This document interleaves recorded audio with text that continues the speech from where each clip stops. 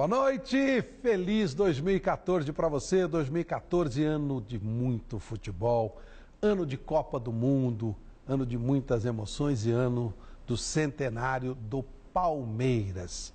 No mês de agosto, toda a nação palmeirense vai comemorar 100 anos dessa história gloriosa do campeão do século XX e uma história que só está começando no século XXI, mais um ano de academia, um ano de arena, um ano de muita coisa importante para acontecer. Seria impossível contar a história do Palmeiras em apenas um programa, mas a gente tentou reunir algumas das grandes estrelas, algumas figuras históricas do Palmeiras, para bater papo conosco sobre esse grande time. Boa noite, Chico Lang. Boa noite, Flávio. É um prazer estar com você. Olha, nós temos algumas das grandes estrelas do Palmeiras aqui e eu vou começar falando deles que um veio de Bangu, outro veio de Araraquara. Mas incrível, os dois, um parece que tem o sobrenome do outro, né? E os dois giraram o sobrenome do Palmeiras. Claro que eu estou falando de Dudu e Ademir. É impossível você falar do Palmeiras sem falar em Dudu e Ademir. Que dupla fantástica é essa. Momentos de muita história, de muita glória passaram por José Carlos Brunoro, que continua trabalhando no Palmeiras agora, mas a histórica Parmalat também vai passar por essas lembranças de 100 anos de Palmeiras. E neste time estava o goleiro Sérgio, de tantas histórias, de um tabu muito importante, da conquista da Libertadores, tem muita coisa legal.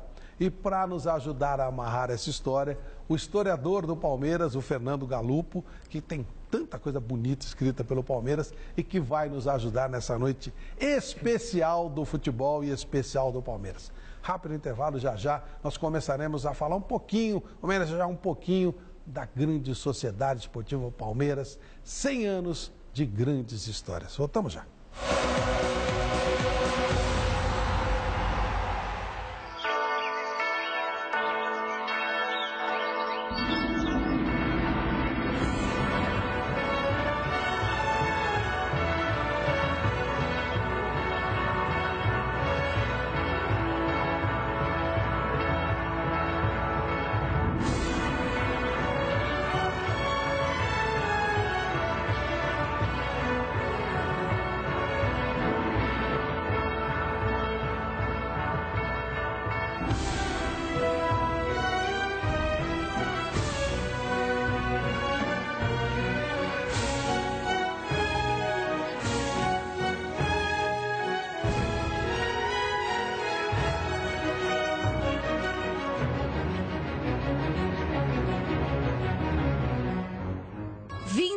De agosto de 1914.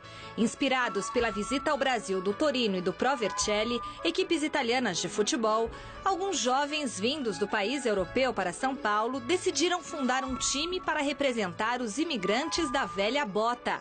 Nascia ali o Palestra Itália, primeira equipe de origem italiana da capital, e que logo no ano seguinte à fundação conquistou o primeiro dos títulos que lhe deram o apelido de campeão do século XX, a Taça Savoia. Em 1920, o sonho dos garotos operários virou realidade de gente de time grande, com a compra do Parque Antártica, onde o Palestra já mandava jogos desde 1917. Com o próprio dinheiro, nas décadas seguintes, o clube construiu o estádio que foi a casa dele por quase um século. Em 1942, com a Itália aliada à Alemanha nazista durante a Segunda Guerra Mundial, o Palestra sofreu pressão política e foi obrigado a mudar de nome, primeiro para a Palestra de São Paulo e depois para a Sociedade Esportiva Palmeiras. E a estreia do novo nome foi com o título paulista, no episódio que ficou conhecido como Arrancada Heróica. Contra o rival São Paulo, no Pacaembu, os jogadores entraram em campo com uma bandeira brasileira e trouxeram a torcida para o lado do Palmeiras. Apoiado, o time venceu por 3-1 e viu os adversários irem embora do estádio no intervalo, ficando a taça com a equipe do Parque Antártica. O clube dos italianos era agora definitivamente brasileiro. Nos anos seguintes, o Palmeiras confirmou ser uma grande potência do futebol nacional, com muitos títulos. Em 51 veio a Copa Rio, que resgatou a autoestima dos brasileiros, ainda traumatizados com a perda da Copa do Mundo no ano anterior. Na época, a conquista foi exaltada em todo o país como um título mundial. Durante todo o século XX, o Palmeiras montou esquadrões inesquecíveis. As academias, nos anos 60 e 70, enchiam os olhos dos torcedores com um futebol técnico e eficiente, fazendo frente ao Santos de Pelé. Em 65, o Verdão trocou de cor pelo amarelo e vestiu a camisa da seleção brasileira na inauguração do Mineirão. A vitória por 3-0 marcou o nome da sociedade esportiva na história do estádio. Os anos 80 não ficaram na memória dos palmeirenses, mas, em compensação, a era Parmalat, na década de 90, trouxe grandes estrelas e encerrou o jejum de títulos do clube. O Palmeiras vencia quase tudo que disputava. Com o fim da parceria no início do novo século, veio o primeiro rebaixamento. O Verdão subiu na bola e, de volta à elite, alternou altos e baixos. Em 2012, novo rebaixamento e retorno à primeira divisão no ano seguinte.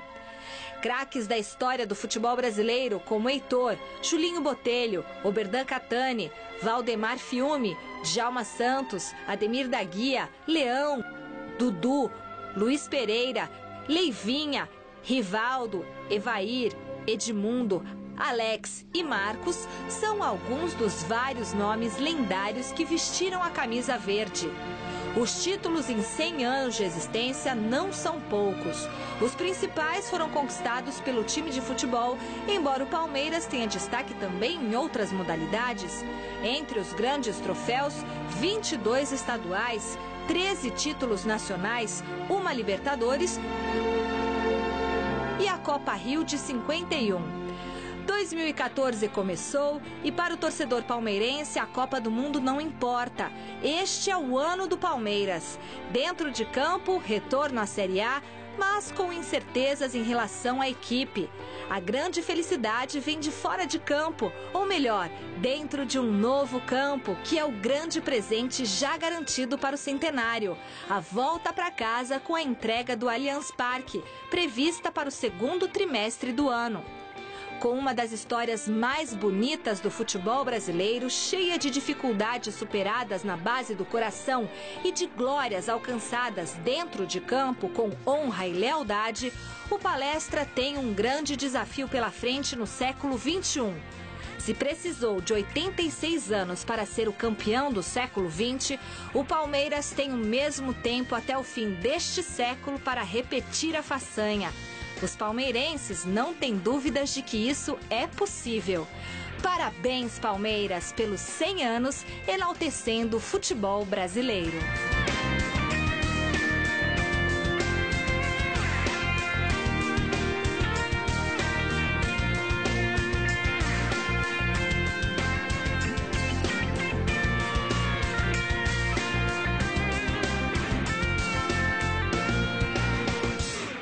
Nós vimos esse VT maravilhoso, contando um pouquinho do que foi. É tão grande o Palmeiras, né? E a gente selecionou um pouco dessa belíssima história.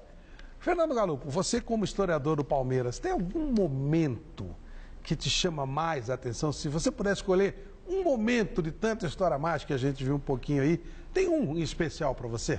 Flávio, amigos, boa noite, Dudu, Brunoro, Chico, Sérgio, Ademir da Guia. Falar do Palmeiras sempre é um momento de emoção, de paixão, de resgatar glórias, da gente falar com muito carinho e amor, né?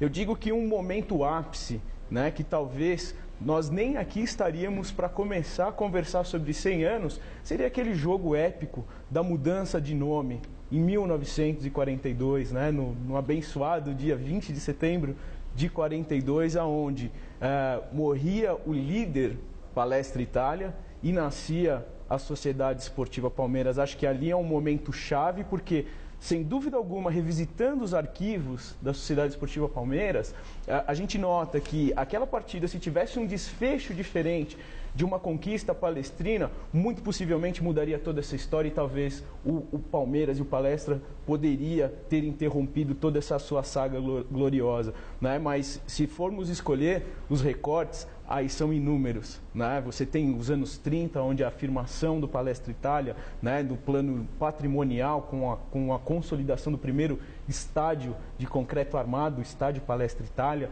depois a afirmação esportiva com o tricampeonato de 32, 33 e 34, os anos 40, grande rivalidade com o São Paulo Futebol Clube, nos anos 50, a conquista do campeonato mundial e das 5 coroas, depois dos anos 60, nada melhor aqui, anos 60 e anos 70, aqui com a dupla Dudu e Ademir, né, a consolidação das duas academias de futebol, né, um hiato nos anos 80, porque não dá para ganhar sempre, depois dos anos 90, na figura do Sérgio e do Brunoro, que consolidaram realmente e resgataram toda essa história com brilhantismo, né, com um trabalho competente de formar aquelas seleções que dominou durante década o futebol brasileiro paulista e com a coroação de uma conquista de Libertadores. Então são alguns extratos na história palestrina, palmeirense, diríamos assim, que nos orgulham e que nos enche de paixão.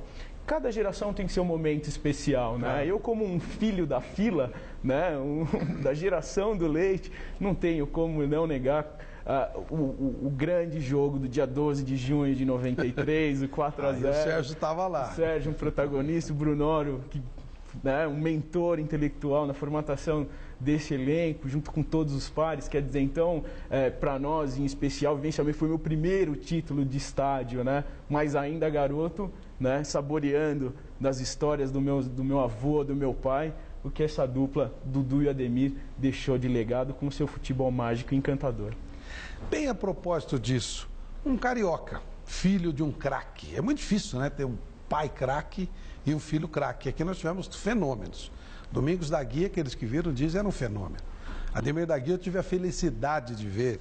Não era à toa que era chamado de divino. Era demais mesmo, era impressionante. Ademir, você nasceu no Rio, mas hoje você não só é um paulistano, como você reside sempre ali perto do Palmeiras e tal. Quando você saiu lá de Bangu, você imaginou que a tua vida ia mudar tanto, que você viraria símbolo de um time de São Paulo? Jamais, né? Jamais. Eu nasci em 1942. Então já nasci num ano assim que foi muito bom. Mas comecei a jogar no Bangu, joguei 2 anos no infantil, joguei 1 ano no juvenil e 1 ano no profissional, mas ainda estava assim jogando mais no aspirante. E quando o Palmeiras me contratou, sabia que vinha para uma grande equipe, porque o Bangu era uma equipe média, né? E que as dificuldades seriam imensas, mas jamais poderia ter noção de que eu pudesse fazer o que eu fiz, é claro que com os colegas, né? Porque a nossa equipe, a grande equipe que nós tivemos, nós tínhamos muitos craques. E, na verdade, o Dudu foi um companheiro inseparável, né? Éramos totalmente diferentes, mas a gente se dava certinho. Então, eu acho que foi isso que, na verdade, me ajudou a conseguir aonde eu pude chegar, né? Ô Dudu, como é que sendo tão diferentes vocês deram tão certo? É engraçado, né? Eu vim de Araraquara, era um jogador assim, um tanto meio explosivo, vivia a partida, era, como se diz, combativo, marcava, falava muito dentro de campo e acabei me dando certo com o Ademir. Tanto é que a gente fomos jogando. Um dia eu cheguei para ele e falei, pô, Ademir, você já pensou? Já fazem quase 10 anos que a gente joga junto, pô. Fazia quase 10 anos. Você vê que foi uma coisa natural, assim, que foi nascendo, né? Que eu tinha jogado uma vez só contra ele em Araraquara, que eles foram jogar. Palmeiras foi jogar lá. Você marcou ele? Marquei. Olha só. Marcou, me chutou também. Só que deram um lateral lá, não lembro se foi o Geraldo Scotto ou o Ferrari, deu um lateral para ele passou a mão na bola e saiu correndo, foi lá e fez o gol. E eu corri atrás dele correndo, não consegui pegar ele. Isso que era lento. Ele era lento. Que lento, hein, Chico? Nossa. É uma coisa engraçada, né, pra gente lembrar, né? Porque todo mundo dizia que o Ademir da Guia não ia para a seleção porque ele tinha aquelas passadas, aquela cadência e que não cabia, que a seleção tinha que ter um jogador mais rápido. Mas eu me lembro muito bem que o Dudu e o Ademir da Guia fizeram jogos históricos, né? Juntos, né? Talvez o maior deles, aí agora vocês me ajudam na memória aqui, tenha sido 5-0 no Santos, no Parque Antártico. Né?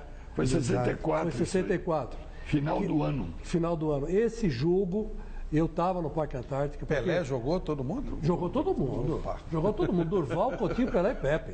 E eles meteram 5-0. Eu me lembro bem que naquele dia, naquela semana na Pompeia, que eu sou da Pompeia, né? E a Pompeia quase toda torcia para o Palmeiras. Eu que era o filho, a ovelha negra, torcia para o Corinthians. Mas a semana inteira se passou falando do jogo. E o Santos do Pelé vem aí. Quanto vai ser? Vai ser 7-0 para o Santos, vai ser 3-0, 4-0. E eu falei, não, vai ganhar o Palmeiras. Os caras, tá puxando o saco. Eu falei, não, eu acho que vai ganhar. Porque não tem como perder. Bom, resultado, a Pompeia inteira foi no jogo. Não cabia mais ninguém. Acho que tinha 40 mil pessoas no Parque Antártico. Me lembro bem. Passou pela televisão exatamente por causa do excesso de público que lotou o estádio. E o Palmeiras deu um show de bola. Meteu 5-0 no Santos. E eu nunca vi, na minha vida, depois do jogo, né, me lembro bem, uma das cenas que me marcou foi o Pelé abraçando o Ademir no meio campo. Não sei se trocaram camisas, não me lembro bem. Você está lembrado, Ademir? Lembro desse jogo, uma coisa extraordinária. Ganhar do Santos, ainda mais com esse placar, foi espetacular. Porque uma coisa que é bom que se diga, porque o Dudu e o Ademir da Guia eram o cérebro desse time do Palmeiras. Vamos dizer assim, das duas academias, né? Depois da segunda, né? Mais da segunda do que da primeira. Mas era o cérebro. E nesse dia, foi aí que o Palmeiras matou o Santos, né? No meio campo, no toque de bola, né? E foi um negócio fantástico, porque o Palmeiras da academia tinha a mania de fazer 1-0 e tocar a bola, segurar, e o adversário ficava doido, né? Não sabia o que fazer. Mas tem o 7-6, que é da primeira academia. É verdade. Tem o supercampeonato. Tem o supercampeonato. Aliás, nasceu a primeira academia no supercampeonato, Com né? certeza. Ali a formatação daquele elenco começou em 58, né? Com a aquisição do Valdir de Moraes e do Chinesinho, que vieram do Sul, né? Do Renner, né? Depois, o Delfino Facchino, o presidente à época, trouxe o Djalma Santos, que já era uma sumidade na lateral direita, repatriou o Jolinho Botelho graças à venda do Mazzola, né? Foi uma das maiores somas de dinheiro em termos de transação para um jogador da Europa naquela ocasião. Então deu para formar um time espetacular, né? Trouxe o Oswaldo Brandão de volta, quer dizer, então montou-se a espinha dorsal do que viria a ser o jogo da academia, né? Um conceito de jogo do Palmeiras a partir de 58, que culminou com aquele campeonato espetacular de 1959, um super campeonato em que Palmeiras e Santos terminaram empatados, Santos com Jair da Rosa Pinto, Pagão, Pelé no início, Del Vecchio, Laércio no gol, uma seleção, né? Enfim, já com imposição, o Santos montando um grande time para ganhar tudo já naquela sequência, e o Palmeiras em 3 Pelé jogos... já campeão do mundo. Com certeza. Pelé já campeão do mundo. Foi começo dos anos 60. Exato. Tinha 19 Exato. Já no início dele, mas já sendo um grande jogador, né? Mas amparado ali por jogadores, por craques, né? Por craques. Era um grande time do Santos. Mas uma coisa até que eu gostaria de colocar e questionar, porque o conceito da academia, ele passa num eixo central do meio de campo do Palmeiras histórico, né? Nos anos 20, nos anos 30, nos anos 40, e o Dudu e o Ademir tiveram uma missão muito, diríamos assim, inglória, entre aspas, no sentido de ser o sucessor de Zequinha e Chinesinho, né? Porque se você pegar o conceito, até olhando os registros, né? Por exemplo, primeiro título do Palmeiras, 1920.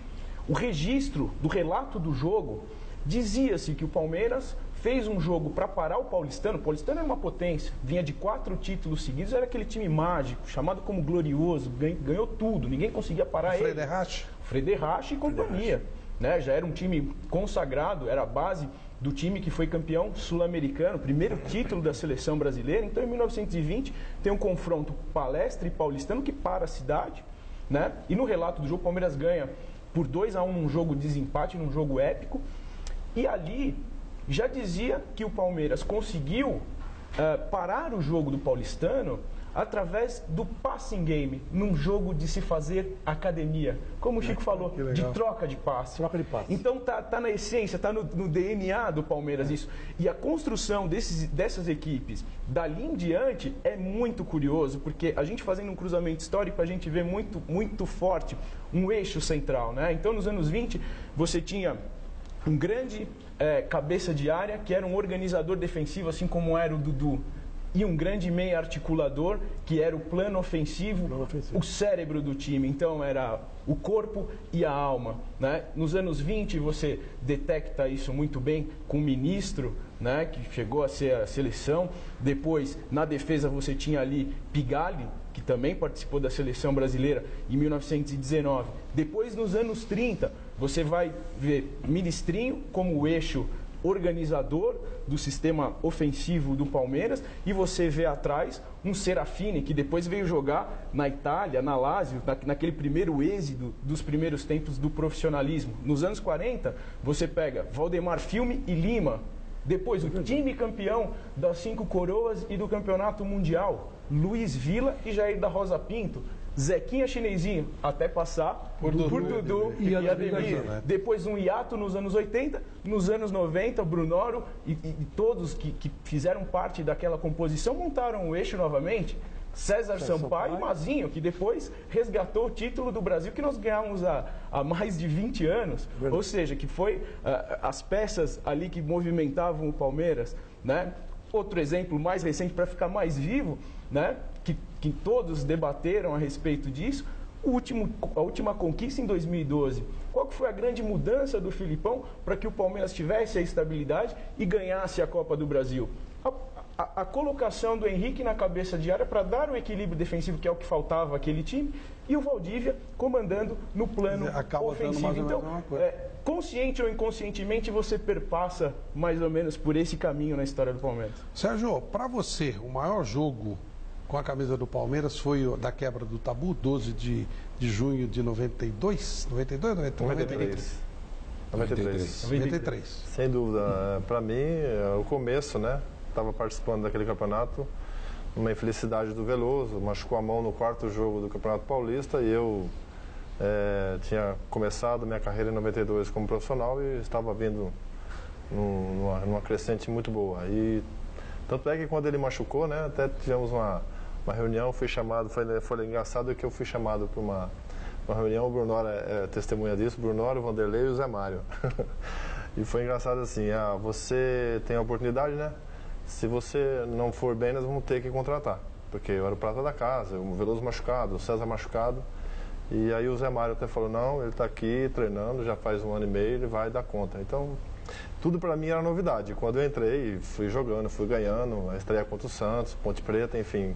Comecei a ganhar prêmios como melhor jogador, até chegar esse bendito jogo, onde eu falei comigo assim, estou jogando, vou ser responsável aqui, eu estou subindo agora. Né, passou Veloso, passou Zete, passou Ivan, enfim, vários goleiros de uma capacidade incrível, e eu estava ali no lugar certo, na hora certa. Então eu diria que eu fui abençoado por Deus por estar esperando a minha oportunidade. E aquele era o momento. E eu fui feliz de estar naquela equipe, naquela seleção. Né? Eu acho que eu fui ajudado, eu fui, sem dúvida, não só pela diretoria, Brunoro, enfim, eu conquistei a confiança da equipe, de toda a torcida, com alguns defeitos, lógico que era tudo para mim era novidade, né? Então você vai tendo alguns percursos que você acaba errando, então eu tive muita tranquilidade, muita paciência até chegar nesse momento. E graças a Deus foi um jogo assim onde eu diria que ficou marcado na minha vida, onde eu vou, as pessoas reconhecem o título, 17 anos depois, eu fui o goleiro que fui campeão. Então, graças a Deus eu estava ali no lugar certo, na hora certa, e com certeza para mim foi o melhor jogo da minha vida.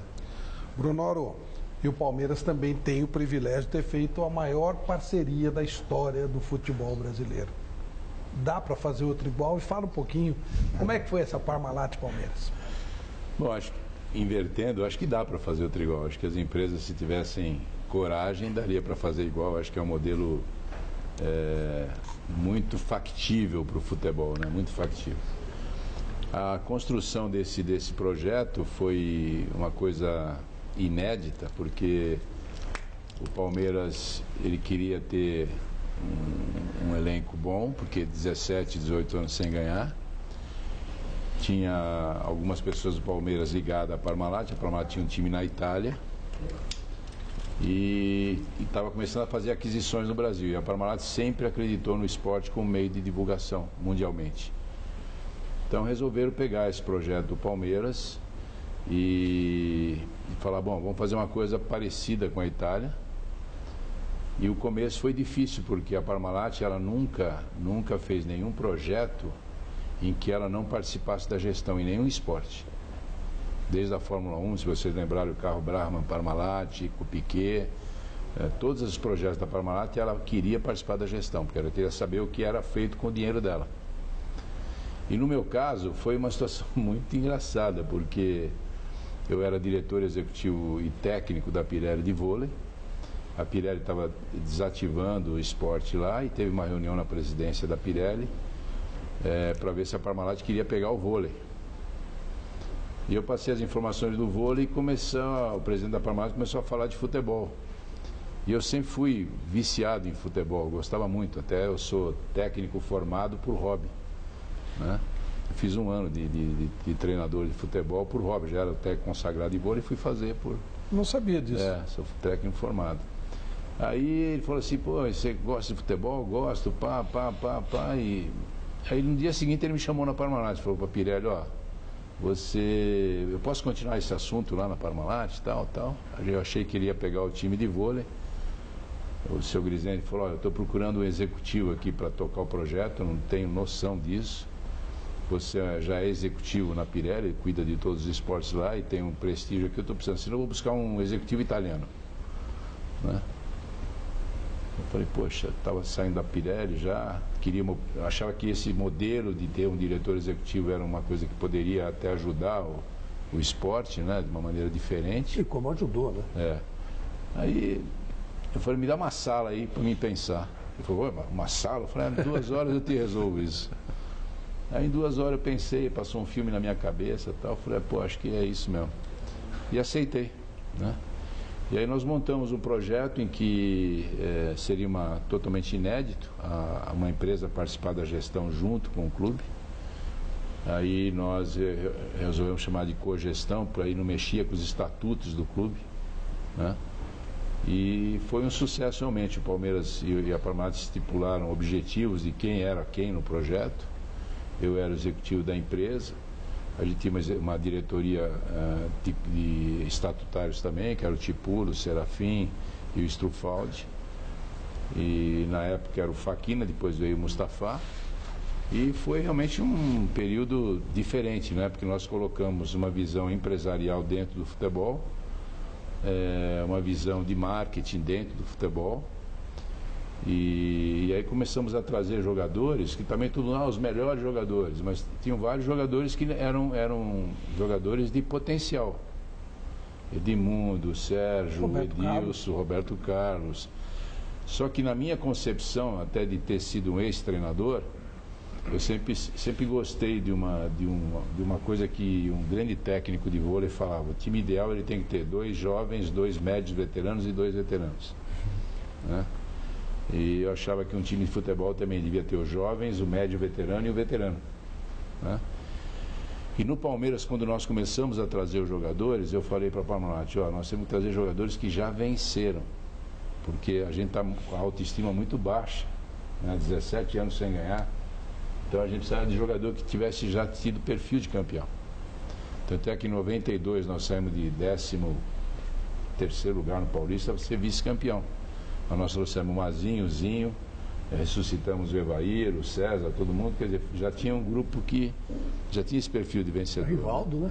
Depois o Real foi uma outra etapa. É uma outra safra. É outra safra. Então foi um projeto assim muito legal, marcou muito, porque eu queria realmente mostrar para o esporte que a gente podia ter a figura também de um diretor profissional que pensasse estrategicamente. O vôlei a gente sempre pensou estrategicamente e eu tive a grata oportunidade de fazer isso. E eu tenho uma passagem muito curiosa nesse setor, porque eu sempre torci Palmeiras, isso em qualquer lugar que eu vou trabalhar todo mundo sabe, eu sou um profissional, mas sempre torci Palmeiras. E eu vim assistir jogo do Palmeiras e ficava ali na turma do amendoim de vez em quando. Você era da turma do amendoim? Mas eu não jogava amendoim. Meti o pau na gente. Aí eu assistia, não, mas essa época eu não joguei, porque quando eu assistia o jogo eu era um time ruim para ver. Aí eu ficava ali, eu era um técnico já vitorioso de vôlei, o pessoal, assume esse time, Bruno, assume esse time. Olha que coisa engraçada, né? Viravam para mim e falavam isso, né? Eu falei, imagina, eu sou do vôlei e tal. Né? Aí eu chegava em casa, minha mãe era palmeirense também, ela falava assim, filho, Palmeiras só vai ganhar o dia que você for trabalhar lá. Olha que loucura. Olha que loucura. Falei, mãe, você está louco, eu sou do vôlei, vou fazer pequeno futebol. Isso na época das vacas magérrimas. Magérrimas, né?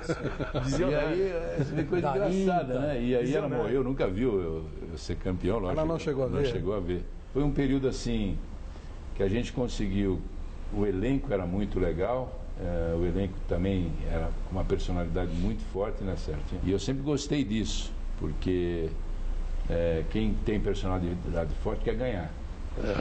Lógico. Né? Então, Dudu. Né? Dudu, por exemplo. Então, Desde o Antônio até o Edmundo. No começo você até... imagina, né? Bahia, todo mundo personalidades muito fortes. Sim. E eu sempre falei assim, a gente precisa ter um time coeso em campo. Agora, o que se um é amigo do outro fora de campo, isso é outro papo. Isso é outro papo. Né? A gente precisa ter um time muito coeso em campo. Eu passei por isso com gerações de jogadores na minha equipe de vôlei também. Né? Lembro de uma briga histórica do... Era o... Montanaro com o William, não é? Isso era histórico. Então a gente sempre viveu isso. Então, para mim foi muito gostoso, né? Passar dessa fase do vôlei para o futebol, né? E foi também difícil, porque o começo, imagina eu pedir 3 meses para fazer um planejamento. Em 3 meses em futebol, os caras queriam me matar. Acabou o campeonato. Aí o muro do Palmeiras, Parmalat, a ilusão. Né? Eu lembro disso. Fora Parmalat. Fora Parmalat. Aí eu era do vôlei, estava estragando no futebol, não sei o quê, entendeu? Então foi legal, mas a gente formou grandes equipes, grandes amizades, né? A nossa gestão sempre foi de muita transparência com todos os atletas, né? E foi muito legal, foi um período tanto assim... que você voltou, né? Voltei agora. Deixa uma coisa boa, volta. Então, é isso. Mas foi um marcante, foi uma época que a gente contribuiu não só para o futebol do Palmeiras, como para o futebol de modo geral, né? Mas meu querido Brunoro, você, naquela época, você fez uma coisa, eu não sei se você tem a dimensão, mas você montou praticamente 2 seleções brasileiras, né? Quase todos aqueles jogadores passaram pela seleção brasileira, quase todos. Né? E curiosamente, a gente estava antes do programa conversando, no meu modo de ver, eu acompanhei o Palmeiras nos seus pontos áureos e nos seus pontos de maior crise. Mas, no meu modo de ver, como jornalista, Palmeiras teve a academia, a primeira academia, a segunda academia e a era Parmalat, que marcou bastante. Né? O Corinthians sofreu que nem um camelo na mão do Palmeiras com essas 3. 74, esses 2 simpáticos jovens fizeram o Morumbi inteiro. Fica quietinho.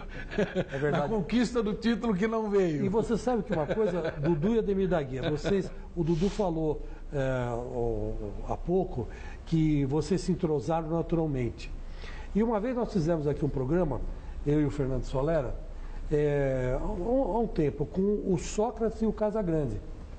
E era a Copa de 1994, onde a dupla diária do Brasil era Bebeto e Romário.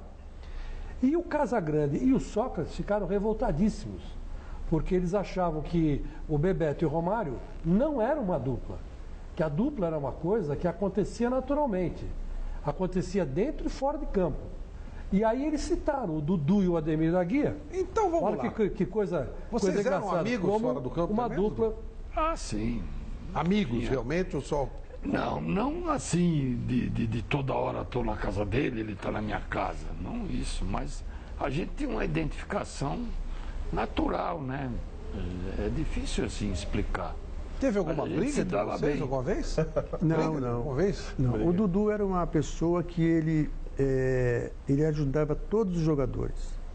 Ele tinha alguma coisa assim já da religião dele, então ele ajudava todos nós. Por exemplo, o César, que era um pouco mais rebelde, então ele dava um conselho para o César. Ainda que o César não aceitava conselho nenhum. Difícil. Mas ele Dar conselho para o César era uma missão difícil. Então Pior ele que não aceitava. Não. ajudava muito o Edu e o Ney. Então eu conversava muito com ele. Então ele era uma pessoa que nos orientava muito. Isso aí ele tem até hoje. Então ele era uma pessoa assim que... Eu fazia imposto de renda da moçada, né? Ah, Então, é? levava eles fazia para comprar tudo. apartamento, mesmo É verdade. carro, para ser cuidado, comprar carro, vamos lá, eu vou junto com vocês. que legal. Então eu que fazia legal. mais ou menos isso aí, né? Esse aspecto a gente não sabe. Porque eu vim do interior, quando eu cheguei aqui eu também tive essa dificuldade. E a maioria deles também vinham do interior.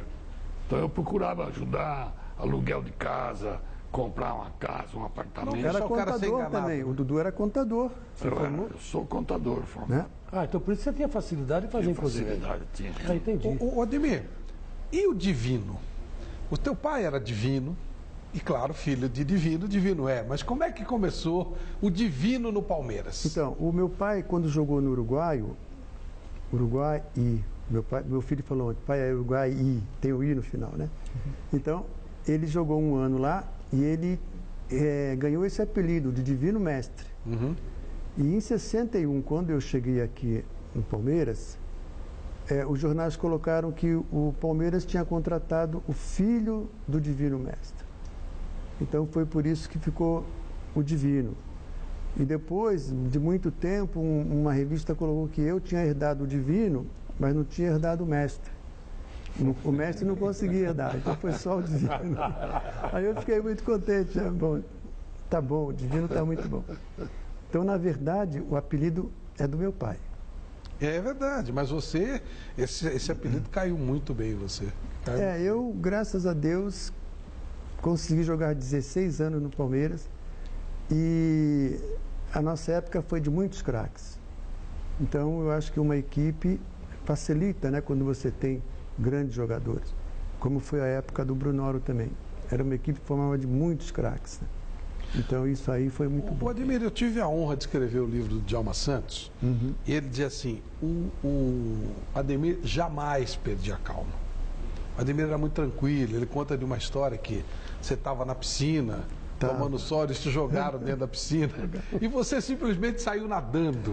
Você era campeão de natação também? Em 54, fui campeão carioca pelo Bangu.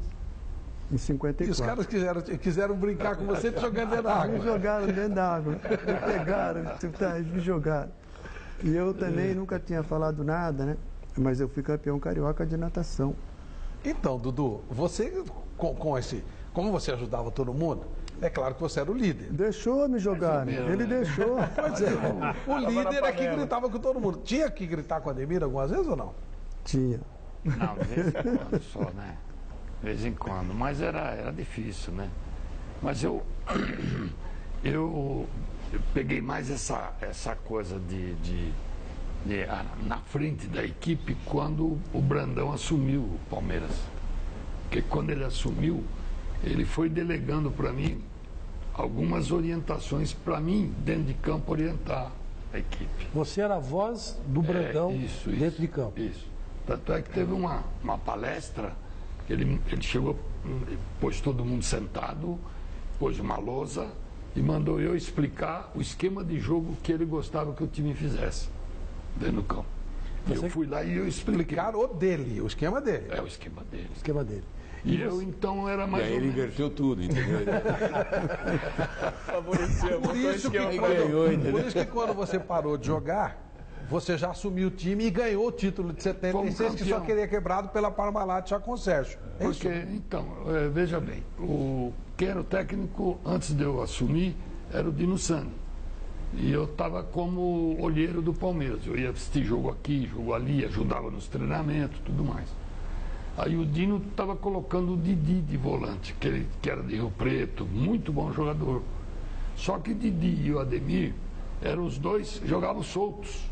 Ninguém se preocupava em cobrir, ninguém se preocupava em marcar. Quando eu assumi, eu botei o Pires ali, porque não tinha outro jogador que eu sabia dentro do plantel. Eu peguei o Pires dos juniores, que estava o seu Godet, que era o treinador. Que eu também cheguei a treinar os juniores. Aí quando eu botei o Pires, eu mandei o Pires fazer aquilo que eu fazia. E o Pires já sabia mais ou menos.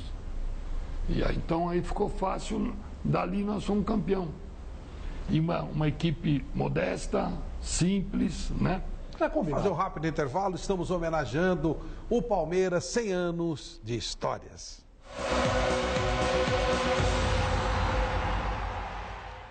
Ok, amigos, de volta, 100 anos de história da Sociedade Esportiva Palmeiras. Em agosto, o Palmeiras completa 100 anos, histórias maravilhosas, fantásticas, e muitos dos grandes responsáveis por essas belas histórias estão aqui conosco nesta noite de domingo. E é muito legal estar com você também.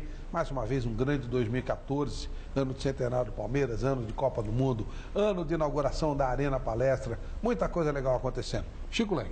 Eu queria perguntar para o Dudu, dando sequência, que nós fomos para o intervalo, né? Dudu, é o seguinte, você, eu me lembro bem, marcava naquela época sozinho, né? Os ataques adversários. Era aquele limpador de para-brisa na cabeça da área, mas ia para frente e fazia seus gols também. Então, como é que você vê essa mudança? Até você, como tem uma belíssima noção tática de jogo até hoje, como é que você vê essa mudança de um volante para dois volantes no futebol brasileiro? Isso te chocou um pouco no começo? Não chocou. Acontece que o futebol, de tempos em tempos, ele vai se modificando. Essa época era o 4-2-4. 4-2-4. Os laterais, eles iam até a risca do meio de campo. Praticamente dali eles não passavam. Lateral era lateral, ponta era ponta. Lateral era lateral, ponta era ponta. Então isso ficava mais fácil para mim cobrir um lateral aqui, porque a bola é uma só. Então, quando ela estava do lado direito, e nós atacávamos pelo lado direito, eu já me dirigia pelo setor direito. Já ficava por aquele setor. Quando o adversário ia dar o contra-ataque, eu já estava em cima. Estava lá em cima. Quando a jogada ia pelo lado esquerdo, eu me dirigia também para o lado esquerdo. E já ficava ali cobrindo. Porque a minha função era essa. E eu sabia muito bem cobrir os dois zagueiros. Quando saiu o Luiz Pereira para um lado, eu já voltava e ficava no lugar dele. Ele passava a ser o volante e eu ficava de zagueiro. Isso era automático. Sintomático, né? Vamos dizer assim. É fácil, É fácil falar. Quem sabe tudo. Está falando é simples, né? O próprio esquema de jogo facilitava, mas isso com a orientação depois que o senhor Brandão chegou no Palmeiras. Aí ficou fácil para mim. Porque eu corria menos e cobria mais. Mas quer dizer que o Brandão foi decisivo para que você e o Ademir da Guia dessem certo. Foi decisivo. Porque quando também o adversário marcava o Ademir em cima, ele ficava para trás e eu que saía para o apoio. E aí você fazia gol também. Era alguns. Fernando Galo, não muito. O grande Oswaldo Brandão, técnico da primeira academia, por exemplo, campeoníssimo em todos os lugares, ele foi jogador e foi volante, é isso? Pois é, Flávio. Você vê como não tem nada por acaso, né? Não tem coincidência, né? Você vê essa afinidade que o Dudu e o Brandão, né? Como o Dudu descreveu, como eles tinham. O Brandão, nos anos 40, ele foi um grande médio, que era volante na época, que era a função do Dudu. E em 44 ele teve uma lesão no joelho. E naquela época não tinha todo esse aparato. Não tinha médico. Não tinha médico, não tinha como fazer a cirurgia. Ele foi desenganado, ele teve que interromper a carreira. A diretoria do Palestra, até sabedor de todas as 44 já 44 Palmeiras. Palmeiras. E sabedor de toda a sua liderança, ele já era um líder, né? Já tinha uma leitura num plano técnico e tático, convidou ele para ser treinador. E já no primeiro ano ele foi campeão como treinador. né? Saiu como a carreira mais ou menos do Dudu. Ele começou como técnico no Palmeiras. Começou como técnico do Palmeiras. Ele veio do Rio Grande do Sul, atuava no Rio Grande do Sul, né? Ele é gaúcho, atuava no Rio Grande do Sul, veio para o Palmeiras, né? Teve essa lesão, era o médio volante daquela equipe de 44, né? Jogou com o Oberdan, com o Turcão, com o Caieira, aquele time fantástico, né? E era pegador também. Pegador, gaúcho, viril, era o cão de guarda. Chegar junto, vamos chegar junto ali. Era o cão de guarda. Não tem conversa, menino, vai lá. Era o cão de guarda. E você vê como a história, ela tem, né, as suas repetições conscientes e inconscientes, né? Como o Dudu, que teve que parar por uma lesão, e automaticamente já assumir como treinador, foi o que aconteceu com o Brandão. Ô, Fernando, né? o Nelson Rodrigues, ele dizia o seguinte, que muita gente fala em acaso, mas as pessoas não percebem como o acaso é inteligente. Pois é. Ele sabe muito bem o que ele faz. Ele sabe muito bem o que ele faz. É. Por isso que o Ademir foi cair no Palmeiras, para encontrar com o Dudu. Foram coisas do acaso. Ademir, Verdade. há um tabu. E eu, quando tentei puxar e tal pela memória, talvez eu lembre uma ou duas vezes de tê-lo visto cabecear. Tanto que você levantava a perna aqui quase no peito para dominar a bola, aquela bola dura, pesada, você preferia levantar, parecia um bailarino, uma coisa maravilhosa. Verdade. Você não gostava de cabecear mesmo? Não, é que eu não sabia realmente cabecear. Eu fiz alguns gols de cabeça, acho que quanto, Dudu? 4, 5? 2. Só 2? Mas eu não tinha, assim, Acho esse que foi dom de 2. cabecear e nem de subir também. Não conseguia, assim, subir muito, não. Então, para mim, era complicado cabecear. Eu sempre falava pro Dudu, quando a bola vem alta, cabeceia você, toca para mim. E aí ele fazia isso direitinho, né? Então, Fazia. Cabeça para pensar, né? não, ele cabeceava, tocava para mim, eu saía jogando. Por isso que nós demos sempre certo, né, Dudu? Eu gostava de jogar com o Servilho. O Servilho era grandão. Nossa, E eu, quando cabeceava bem. apertava eu tocava Cruzava. meio alta e deixava ele distribuía de cabeça. ele Agora, fazia tinha o pivô, muito- né, também. Tinha muito do apertou, joga no bolão, né? Que a pessoa chamava o Ademir de bolão. Tinha muito isso também. Verdade. Né? Apertou, joga no bolão. Porque... Agora, Sérgio, vocês confidenciaram aqui, o Brunoro até falou, que eram jogadores de alto nível, guerreiros, batalhadores e, logicamente, personalidades fortes. Você chegou a ter que apartar muita briga naquela Parmalat famosa? Ah, umas duas, viu? Teve uma que eu cheguei atrasado, na realidade. Foi no Morumbi. No Morumbi eu estava no gol do fundo e acabou o clássico, não me lembro se foi contra o São Paulo. Até que o Antônio Carlos brigou com o Edmundo, saiu na porrada os dois. Mas o César Sampaio conta essa história dizendo o seguinte, que todo mundo chegou atrasado, mas estava todo mundo com o saco cheio do Edmundo, então foi bem devagarzinho. Deixaram o povo comer. Eu cheguei, inclusive, quem estava apartando, acho que foi o Zé Mário, treinador de goleiro, que ele era muito, né? Era forte pra caramba. Nossa. E aí ele já enfrentei. Aí depois tivemos num outro jogo que foi interessante. Lá em Recife foi o Palmeiras contra o Náutico. Não sei se você lembra, Bruno. Que aí de novo o Antônio começou a brigar com o Edmundo lá na frente, primeiro tempo. E aí acabamos tomando um gol. Eu estava na reserva desse jogo, o Veloso estava jogando. E aí quando nós voltamos pro vestiário, virado ao primeiro tempo, os dois começaram a brigar, a discutir, entraram discutindo. E na entrada do vestiário começaram a discutir os dois. Aí o Antônio, naquela volúpia toda, começou a brigar e o Vanderlei falou, ó, os dois podem sair, né? Ele era muito... O Vanderlei tinha que... E tirou os dois. Aí o Edmundo ficou quieto, mas o Antônio não. O Antônio começou, sabe, ficar naquela... Deu uns 5 minutos nele e aí de repente eu estava só olhando. Aí quando o Valdir Moraes entrou com ele com a salinha, para acalmar ele, o pessoal já estava se preparando para voltar. Era o seu Valdir, para separar a briga. Valdir. Não, mas até então não estava brigando ainda, eles estavam só discutindo. E aí, de repente, eu estava encostado na parede que não tinha teto. Era só uma sala e era debaixo de arquibancada, né?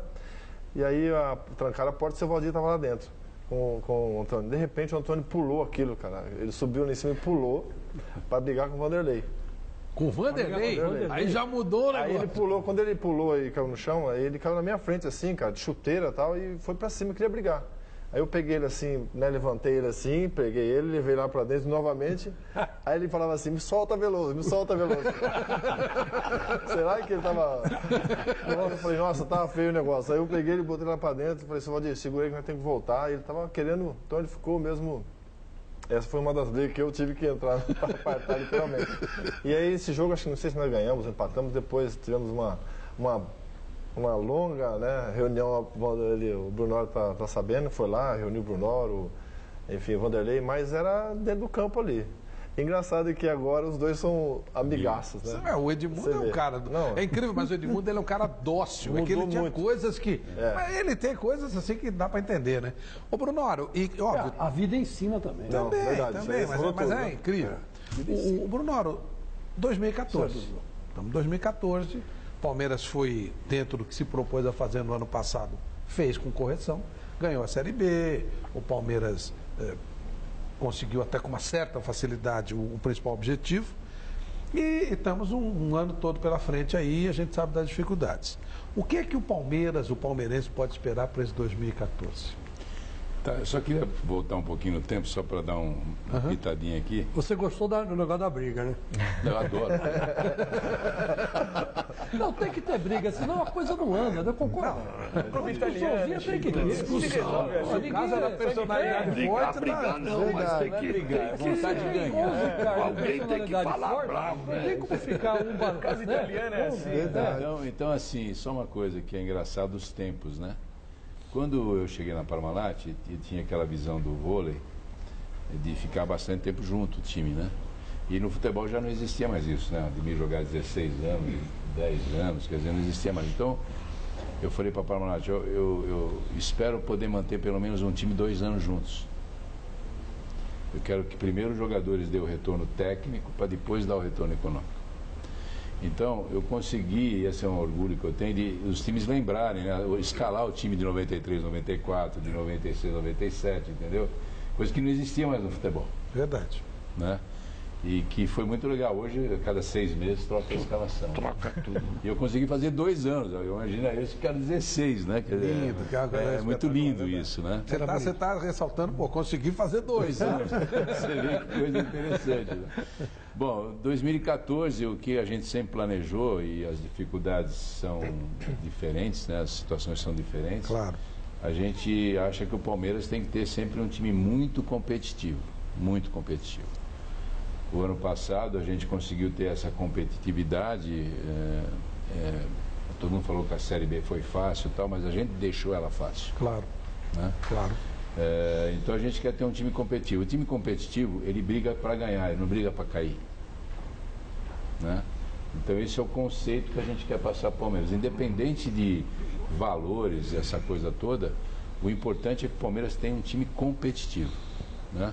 Para a gente poder estar brigando na parte de cima e não na parte de baixo. Esse é o que a gente está planejando para esse ano. Brunoro, quando o Palmeiras ganhou a Libertadores? Quando o Zapata chutou, o artilheiro da Libertadores, uma coisa curiosa, o Fernando falava em coincidência, quando o artilheiro da Libertadores, batendo falta e pênalti, chutou o pênalti para fora. Qual foi a sua sensação? Bom, eu não estava mais no Palmeiras, né? Eu já tinha você saído. Você saiu? Eu não lembrava desse detalhe. Eu saí em 97.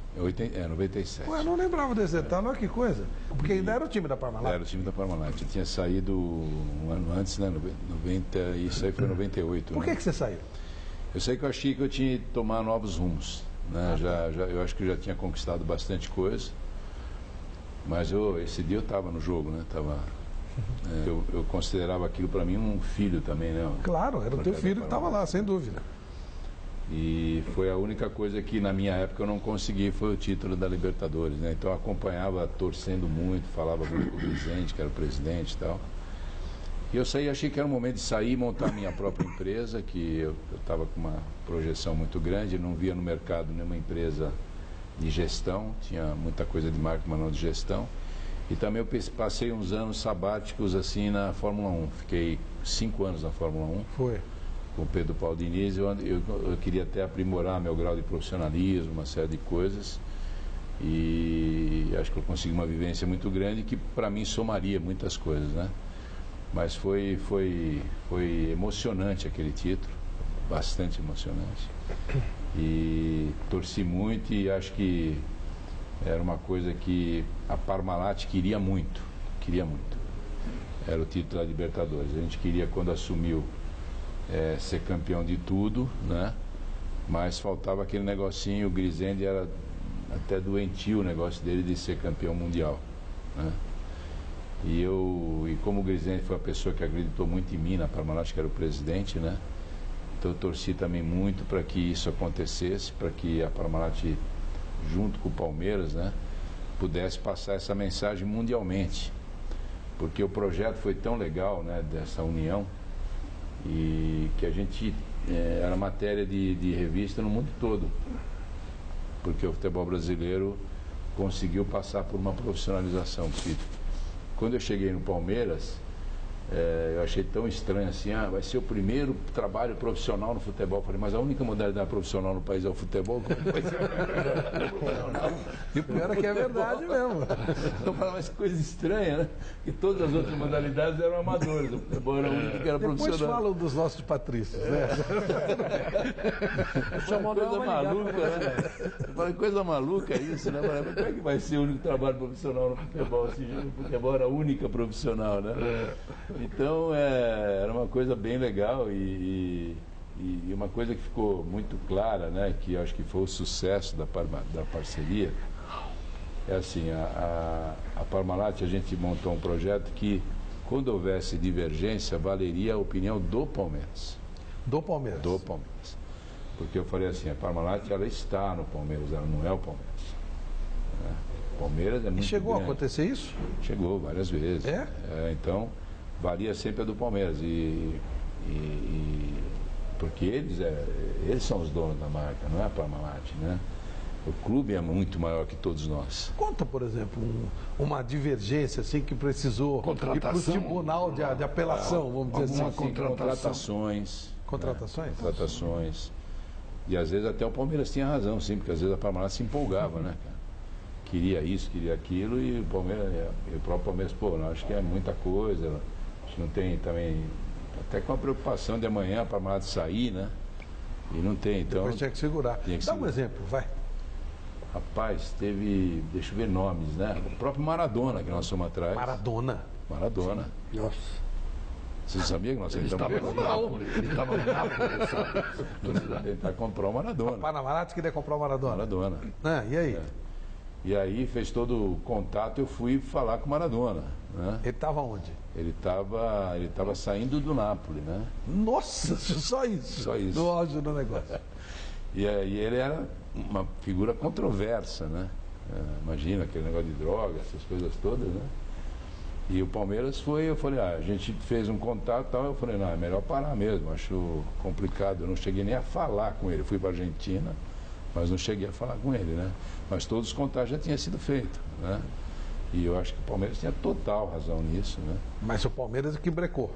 O Palmeiras falou, a gente não concorda, né?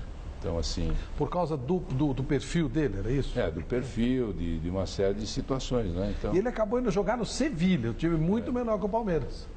Não, na verdade... Só um detalhe, uma questão na minha época, né? O Edilson, como é que... lógico que eu lembro que ele chegou no Palmeiras, ele acho que do Tanabia, não sei se é isso. Ele era do Tanabia e foi pro Guarani. Isso. Aí foi você da Parmalat que foram buscar o Palmeiras? Só sei que ele chegou e fomos nós. Muito bom jogador que nos ajudou muito. Foi até engraçado, porque contra o Palmeiras pelo Guarani, ele acabou com o Palmeiras. Acabou com o Palmeiras. Lá em Campinas, lembra? E o seu Grisente falou assim, eu quero aquele neguinho, Não, Bruno, eu lembro disso que eu estava do lado de um amigo São Paulino e a gente estava viajando e aí veio a notícia de que o Palmeiras, porque tem uma conversa, era assim, o Palmeiras vai contratar ou Edilson ou Edmundo, né? Um dos dois. Quem veio primeiro? Veio Edmundo, né? O Edmundo primeiro. O Edmundo veio em 92 já, final de 92, não foi? Não, 93, comecinho, né? Então, aí, quando contratou um... praticamente um mês de diferença. Não teve então, quando contratou um, os caras, então o outro tá no mercado. Disse, não, vamos contratar o outro também. Então, aí o cara falou, não, aí não. Aí já é sacanagem. Eu lembro até que eles dois, você teve, então, aí já não. O Edilson era muito bom, né? O Edilson tinha uma velocidade tremenda. Teve uma passagem não sei se você lembra dessa, do Clebão com o Edilson ainda jogando contra. Ele começou a dar essas cabatas em Palmeiras, que é bom, pegou ele no meio de campo e falou, não vem mandar de Pelé aqui não, hein? Deu nele no meio de campo, falou, nem dá essa de Pelé aqui não. Parava, né? Aqui igual essa do Maradona, o Brunoro pode confirmar, teve o Renato Gaúcho também, né? O Palmeiras, a Parmalat queria, antes do Edmundo, o alvo era o Renato Gaúcho, logo no início. Mas teve muita coisa com o Palmeiras, acertadamente, hein? segurou e com razão, porque ia ter problema, sabe? Muito jogador, muita coisa assim. E teve alguém que o Palmeiras queria e que a Parmalat não conseguiu ou entendeu que não? Rapaz, acho que não. O Chips já está meio gasto. Mas era assim, era muito legal essa relação, porque... Era o seu Serafim Del Grande, o homem o de Serafim, diabo. o Strufaldo e o Tipulo, né? Só que assim, as compras, naquela época era mais fácil porque tinha o passe. Não era direitos econômicos, era o passe, né? Então as compras... Antes da Lei Pelé. Antes da Lei Pelé. Então a gente fazia assim, olha, estipulamos um nome. Aí o Palmeiras tinha um teto salarial. O Palmeiras. Então, às vezes tinha alguns jogadores que para vir teria que ser um pouco acima do teto. Então essa sintonia que foi muito legal. A gente também estipulou um teto para Parmalat. Para que não estipulasse... Senão estourava, né? Senão o Sérgio ia ficar muito bravo. Eu naquela época só ganhava no Palmeiras. Mas o que o Bruno está falando é verdade. Tinha um jogador que recebia pelo Palmeiras e pela Parmalat. Então tinha essa... Tinha esse equilíbrio. Tanto é que nós perdemos, por exemplo, o Miller, antes da Copa do Brasil. Nós perdemos a Copa do Brasil para o Cruzeiro. Porque acabou o contrato dele por uma mudança de data da CBF. A Copa do Brasil era para ser numa data e houve uma mudança. Final. E aí ele acabou o contrato. E o São Paulo veio em cima com uma proposta muito acima dos 2 tetos. Ô, louco. Nossa.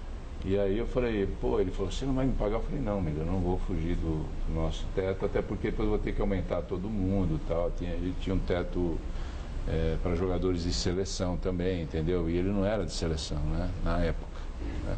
Era um jogador a nível de seleção, mas não era de seleção. Sim. Né? Então ele foi porque a gente achou que não podia fugir desse tipo de coisa. Quer dizer, loucura tinha limites. Tinha, total. E tem muita lenda também, que a Parmalat pagava, não sei o que e tal. Mas o que a gente era que a gente pagava em dia, né, Sérgio? Então o salário... Nunca atrasou.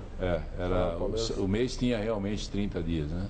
Então, além de você receber o salário em dia, passar no meio de semana, você podia pegar 2 caixas de leite para Amaral.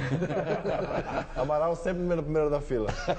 Amaral era o primeiro. Ô Fernando, uma coisa que eu queria que você nos ajudasse a lembrar, o Palmeiras homenageou, aliás, parabéns, né, no ano passado, com uma camisa a seleção brasileira Palmeiras, no segundo jogo do Mineirão. Você lembra o time que jogou? Meu Deus do céu. Tem 2 lendas vivas aqui que estavam presentes, né? Mas a base foi no dia 7 de setembro de 65, né? Torneio de inauguração do Mineirão. Né? O presidente à época do Palmeiras era o Delfino Facchina, muito amigo do governador do estado de Minas Gerais, né? Até o próprio nome do estádio, né? Magalhães Pinto. Que era pai do Carlos Facchina. Exato. Né? Era depois, Delfino era tio do Carlos Facchina. Tio do Carlos Facchina. E que teve também toda essa relação com a Parmalat nos anos 90. Né? Mas aquele time fantástico. O Uruguai já todo dono de uma tradição, né? Já vindo de conquistas mundiais. Até então era a maior seleção em termos de conquistas. E coube ao Palmeiras ser um dos convidados a representar a CBD. Tem um bastidor muito interessante, porque em 51, na disputa da Copa Rio do Campeonato Mundial Interclubes, o Palmeiras, naquela ocasião, através dos seus diretores, né, do seu Ferruccio Sandoli e Mário Frugiueli, eles quiseram naquela partida, até para vingar o Maracanaço, jogar com a camiseta do Brasil, amarela. Então eles consultaram a CBD. Por ser uma competição da CBD com a anuência da FIFA, eles não permitiram. Então o Palmeiras jogou em 51 com a camiseta do Brasil e se vocês verem, notarem um detalhe, com uma bandeira do Brasil naquela final contra a Juventus de Turim. Então, como uma jogou de amarelo, então? Não, na final de 51 não teve anuência, jogou com a camiseta do Palmeiras, mas com um brasão bordado da bandeira nacional. E aí, nesse jogo do Mineirão... E uma contrapartida, 14 anos depois, foi esse time fantástico, né? Começava com Valdir Joaquim de Moraes no gol, Djalma Santos, Djalma Dias, Valdemar Carabina, Ferrari, Dudu, Ademir, depois você tinha o Servilho, Tupã e Rinaldo. Acho que esqueci de alguém. O técnico Filpo Nunes, Botelho, o primeiro... O Julinho Botelho. E o Julinho Botelho. Jogou o Conde Germano Entraram casado no com a segundo Bruna, tempo, entrou entrou no segundo Brugaço, tempo, o Germano, rodou todo o time. Rodou todo o time. Né? E o técnico, que é sui generis, o argentino Filpo Nunes, né? O único estrangeiro a dirigir a seleção brasileira. A comandar, né? E tem um bastidor muito interessante, porque até o Dudu e o Ademir podem confirmar, porque existia aquela época de cortar o treinador da foto oficial, né? E ele se postou justamente sabendo, né, da lucidez histórica. Se enfiou no meio. Se enfiou no meio para marcar. Não tem como cortar. Exatamente. Então coube a honra, né? Lógico. Não gostava de aparecer. Não vale nada, né? Ô, Ademir, como é que era o Filpo Nunes? Que foi uma figura importante. A gente já falou do Brandão, foi um técnico fantástico, o Filpo Nunes era um técnico amigo. Eu adorava o Filpo, ele era muito brincalhão. E ele tinha algumas coisas assim que ele inovava, né? Por exemplo, a gente tinha uma saída, treinávamos uma saída que tinha a número 1 e a número 2. A número 1 tocava para o Servílio e lançava o Djalma, e o Djalma lançava. Tanto que o Gildo fez o gol mais rápido lá no Maracanã, numa saída em que nós treinávamos bastante. O Djalma é o Dias ou o Santos? O Santos. O Santos. Tocava o centroavante para o meia para o lateral, e o lateral lançava essa bola para o Gildo. Tanto que o Armando Marques, ele estava de costa para o Gildo. E quando lançou e o Gildo fez o gol, até hoje ele disse que o Gildo estava na frente. Ele falou, acho que você não estava no seu campo, acho que você estava na frente. O Gildo era muito veloz, né? Muito veloz, mas o Gildo estava no campo dele. Então o Filpo tinha esse tipo de coisa. Ou seja, ele entendia de futebol, não era só folclore. Entendia, sim, entendia. Passava mais coisa pro Dudu também. Como é que era? Capitão. Mas entendia? Não, ele entendia. Entendi. Acho que ele foi jogador. Ele queria 2 toques só na bola, um toque, 2 toques, um toque, 2 toques. Era mais rápido o jogo com ele. Aquela coisa de inverter ponta, né? Botar o ponta da direita à esquerda, bater de pé trocado, que se falava, tudo coisa dele. Isso. A gente treinava, tudo isso. Treinava tipo de coisa. Isso aí. E ele inovava que o seguinte, terminava o jogo, depois, na terça-feira, ele pegava a gente, reunia, dava nota para mim, para ele dava nota? Dava nota para gente e tal. Eu ganhava nota 8. Comentando, mas assim, uma conversa sem ser ofensiva, sem ser para denegrir. Ele não denegria ninguém. Mas tinha nota baixa. Às vezes, não. O pessoal brigava com ele. Menino Dudu, nota 8. Aí o Dudu gostava. Menino Ademir tirava que nota, mesmo? 8, 8,5. 10 não? Não, eles não deixavam tirar. Ô, louco. Eu levava 10. Ademir não levava 10? Eu errava um passe, pronto, não tinha mais jeito. Que coisa. Isso influenciava. Isso porque... incentivava vocês? Sim, porque é uma coisa meio nova, a gente não estava acostumado. Então, o plantel nosso era muito bom, né? Essas brincadeiras entrosam, né? Então ele chegou, ele uniu bem o plantel, entendeu? Isso faz diferença, né? Faz diferença. Acabava o jogo, a gente jogava no Rio, né? Depois vinha de ônibus para São Paulo. Parava no meio do caminho, numa churrascaria, ia jantar. Meninos, cada um pode tomar uma cerveja. Só uma, hein? Quem não tomava, dava pro outro que tomava. Bom, mas estava dentro do projeto. Eu não bebia, né? Eu não bebia. Então, outro pegava a minha cerveja e tomava. Aí depois a gente vinha tudo dormindo no ônibus. Tudo dormindo numa boa. E o Brandão, Ademir? O Brandão, eu adorei o Brandão. Acho que foi o técnico que mais eu pude ajudar e me ajudou também. Por quê? Porque foi uma coisa que deu certo. O Brandão, ele era uma pessoa assim muito bravo, muito brigão numa época. Só que quando ele chegou na nossa época, ele tinha envelhecido um pouco. Então ele era mais tranquilo, mais calmo. Ele, por exemplo, me colocou de capitão. Eu falava, seu Brandão, mas eu não quero ser capitão. Não, você me capitão. E eu era capitão dele. Então, eu adorei o Brandão em tudo que ele fez. Inclusive, eu acho que o Brandão fez uma coisa que parece que nos deu... nós chegamos a um ponto que eu acho que esse ponto é o que o jogador necessita ter. Num jogo no Maracanã, não sei se era contra o Vasco, contra o Flamengo, não sei.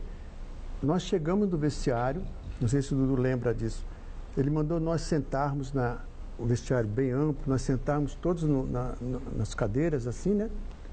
E ele disse assim, olha, hoje eu não vou falar nada. Vou subir, vou assistir. Lá de cima. Lá de cima. E no primeiro tempo eu venho aqui. Se precisar, eu falo alguma coisa.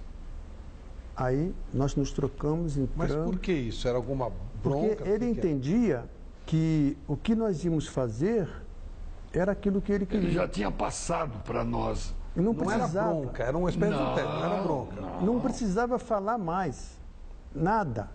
E nós fomos lá, nós jogamos. Quando nós retornamos, sentamos, ele falou, ó, não vou falar nada. E não falou nada. Subiu, nós fomos lá, ganhamos o jogo. Ganharam o jogo. Então, eu acho que isso aí é o mais importante que o técnico... Porque hoje você confiança que ele tinha na gente, uma confiança, porque começa o jogo, o técnico já começa a gritar com o jogador. A bola nem chegou. E a nossa equipe, ela não necessitava desse tipo de coisa. Então, eu acho que nós chegamos no topo, porque o técnico não precisava passar nada. Isso é incrível, né? Incrível. Maravilhoso. Mas é engraçado, né? Porque você pega essa época, isso é um gesto bem significativo no âmbito psicológico, né? Também. Agora, vocês são tão bons que vocês não precisam de mim. Agora, ele o era cara nessa época maravilhoso. pensar nisso, né? Não é com o cara pensar nisso. Ele deixava a Ele era um psicólogo responsabilidade para o maravilhoso. jogador. É isso aí. Porque eu sempre digo assim, dependendo do time, eu fui treinador há 20 anos de vôlei, né? Você tem um time que às vezes você precisa ser muito treinador, que tem muitas deficiências. Você precisa treinar muito. Precisa ensinar tudo, né? Tem time que você precisa dar condição física, montar o esquema tático e administrar a cabeça. Né? Porque os caras já sabem jogar, né? Quer dizer, você dá a condição física, o esquema tático e administrar a cabeça. Né? Então o técnico precisa saber ter esse discernimento, né? E hoje você tem ferramentas para ter esse discernimento, para estudar e tal, né? Você pode ter um psicólogo que te ajuda a fazer isso, mas naquela época não.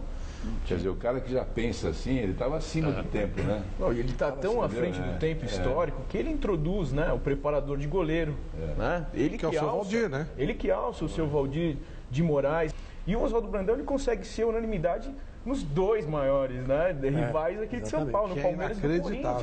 Ele é o maior campeão. Ele foi bicampeão no São Paulo, foi bicampeão no Palmeiras, bicampeão, foi no Corinthians. Não, no Corinthians depois de 23 anos. Tirou o Corinthians da fila. 77, né? Tirou o Corinthians da fila. Ele era o técnico em 74, quando o Palmeiras não deixou o Corinthians quebrar o tabu? Sem dúvida. Quer dizer, ele segurou o tabu, ele ganhou 54...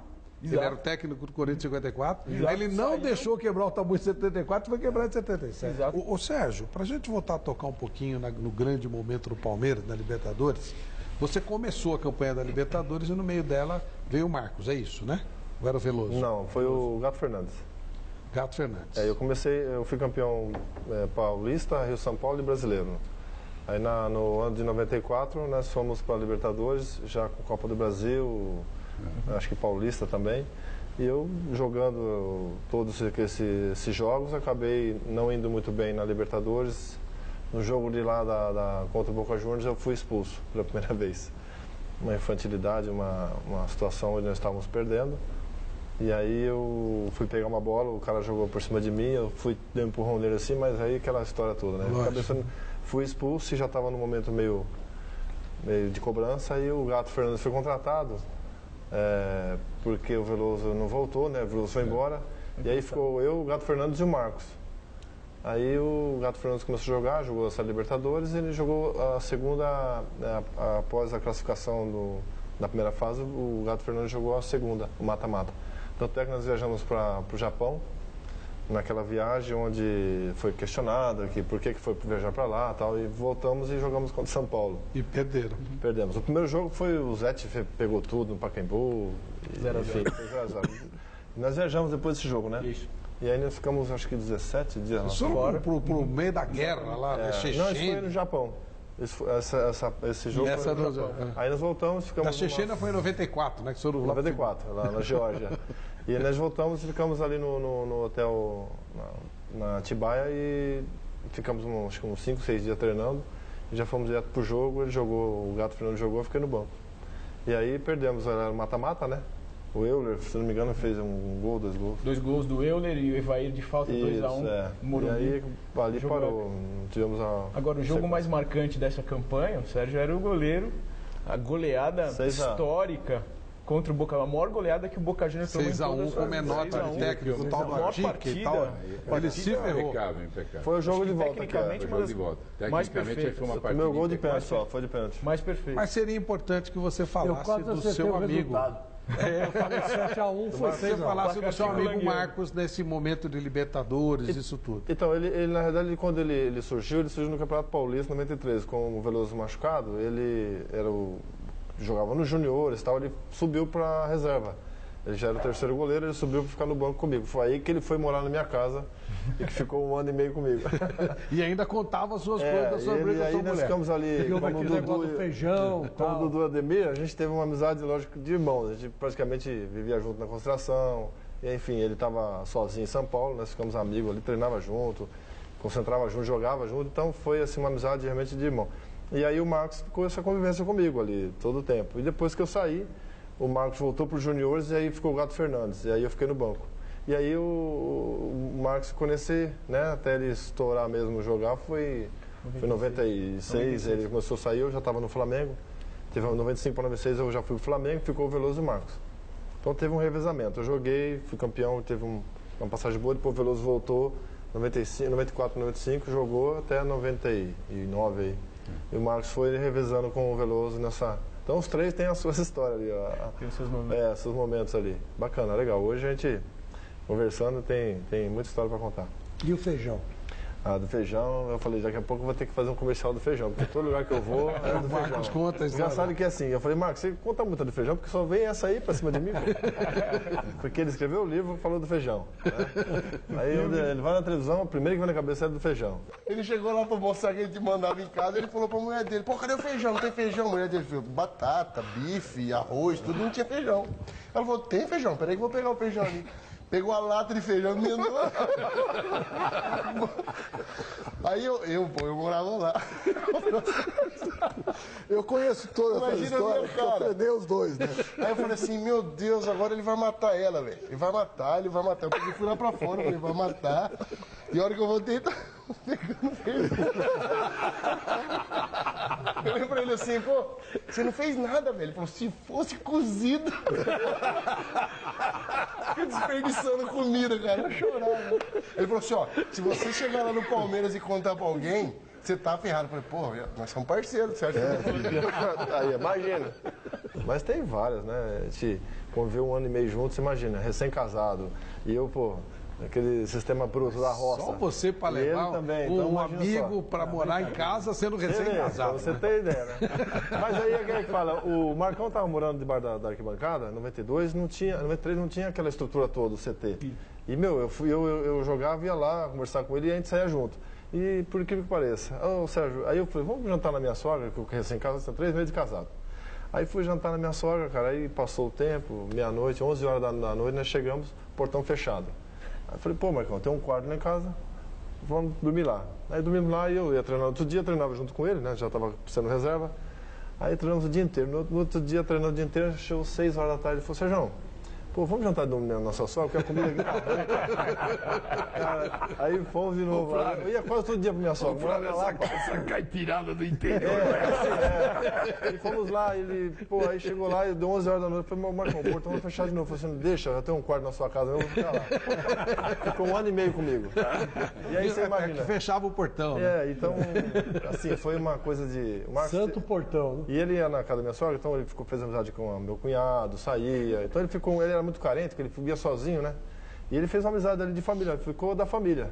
Então ele ia comigo para casa dos meus pais, final de semana, ia para casa da minha sogra. E ele curtia porque ele era o reserva, já tinha carro, já estava ganhando bem. Então imagina como é que a vida dele. Concentrava, saía. Ele tinha aqueles calhambeques. Não, o Marcão em 92, 93 ele já comprava os carros que os caras tinham. Ele ganhava bem, já subiu, começou a ganhar o bicho, porque naquela época ele ganhava, né? Tinha o salário, tinha o bicho. Então, mas imagina só. Cara solteiro, sozinho em São Paulo, ganhando bicho, ganhando tudo, cara. Mas e os morando de Opalas? graça? Morando de graça? Comendo de graça. E os Opalas, os Dodge Dart? É, ele tem essa mania aí. Ele comprou um Landau, né? Landau. E aí uma vez acho que não foi esse Landau, foi um Opala, que até depois da Copa do Mundo, ele foi andar na Marginal Tietê. Aí o carro deu um problema lá e tava ele, a sogra dele, a mulher, o cachorro, a cunhada. Ele dirigindo o carro falou assim, ó, todo mundo desce empurrar porque eu fui campeão da Copa do Mundo, não vou descer na Marginal empurrar um carro, né? Cara, ele tinha cada uma. Olha, nós estamos começando 2014 e muito vamos falar do Palmeiras. Muita coisa bonita promete acontecer na história dessa espetacular e agora centenária, daqui a alguns meses, né? Centenária equipe do nosso futebol, que já representou o nosso país, que representou durante muito tempo a mais importante colônia, dentre tantas que compõem a cidade e o estado de São Paulo, mas a colônia italiana.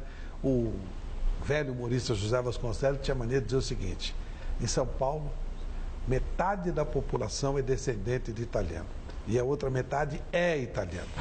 E aí, aqui nessa casa, nesse programa, onde nós já tivemos um Milton Peruzzi, que criou Tudo Terminou em Pizza, depois de uma reunião do Palmeiras, todo mundo ia se matar, e a pergunta foi, como é que terminou, Peruzzi? Terminou tudo em pizza, que é o termo usado hoje. Depois tivemos também aqui, apresentando durante muito tempo, o Mesa Redonda, outro tradicionalíssimo palmeirense, palestrino, o Roberto Avalone, e a gente presta a nossa homenagem a todos esses amigos, porque também tem uma história de um programa importante, tanta gente importante que passou por aqui. Esse Palmeiras, essa Sociedade Esportiva Palmeiras é muito importante para todos nós também, que também passou por aqui. Então é muito importante para todos nós que esse Palmeiras tenha voltado ao lugar dele nesse centenário.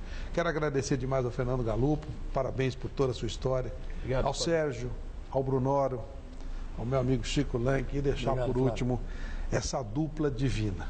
Esse Dudu e Ademir da Guia, que se encontraram por acaso, e vou relembrar de novo, Nelson Rodrigues, o acaso é bem mais inteligente do que a gente imagina. Obrigado, Dudu. Muito obrigado, Divino Ademir da Guia.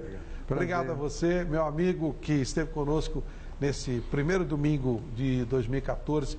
Teremos muitas emoções durante todo o ano no Mesa Redonda. Um abraço. Tchau. Tchau.